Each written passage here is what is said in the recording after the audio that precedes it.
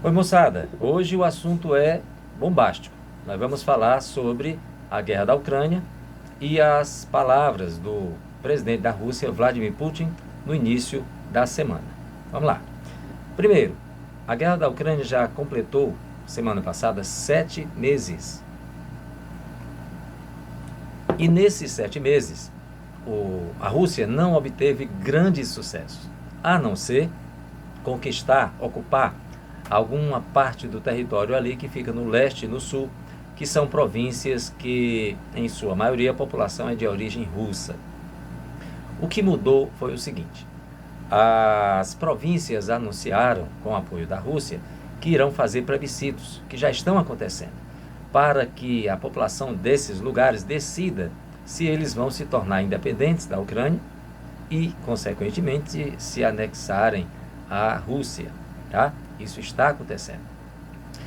E Vladimir Putin anunciou duas coisas importantes. Primeiro, vai convocar reservistas, cerca de 300 mil reservistas, e, além disso, ele ameaçou usar armas nucleares estratégicas. O que seriam essas armas nucleares estratégicas? São armas nucleares de pequena potência, para alvos localizados, ok? E por que isso? Porque ele acusa a OTAN de estar patrocinando, municiando os guerrilheiros ucranianos, ou a Ucrânia, o exército ucraniano, tá certo? Aí a gente pensa o seguinte: por que que o mundo ficou com medo de uma terceira guerra mundial? Primeiro, pela ameaça das armas nucleares, e segundo, pelo seguinte ponto: quando essas províncias terminarem o plebiscito e a Rússia anexá-las, qualquer tentativa do governo ucraniano, com a ajuda da OTAN, de retomar essas províncias, será considerado pelo governo russo como um ataque ao território russo, porque para eles as províncias se tornariam já o seu território. Entenderam a implicação? Então isso é bem complicado, bem complexo, porque vejamos, a OTAN, que não manda soldados para não configurar um ataque direto à Rússia, tá? Agora ela vai ter que se posicionar, porque mesmo não mandando soldados, se ela continuar ajudando com armas aos ucranianos, a Rússia tomará isso como uma ofensiva militar, já que as províncias agora serão deles. Então, gente, a questão é muito complicada, tá?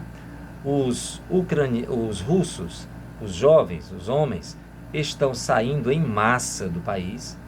Nós temos visto nesses dias os aeroportos lotados, os voos saindo lotados, as passagens aéreas subiram, as estradas também, e muita gente saindo do território. Para vocês terem uma ideia, eu acho isso bizarro, mas as duas pesquisas com mais número de pesquisas no Google é como quebrar o braço em casa e como fugir da Rússia, né? Então, por aí você vê o desespero dos russos de sair do país para não serem convocados. Porque eles não têm, ao contrário do exército que está lá, eles não têm um treinamento.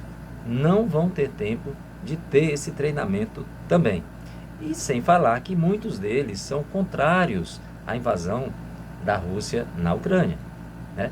E o mais interessante disso tudo, ou cruel para eles, os manifestantes que foram às ruas e foram presos, foram automaticamente convocados para a guerra na Ucrânia, tá?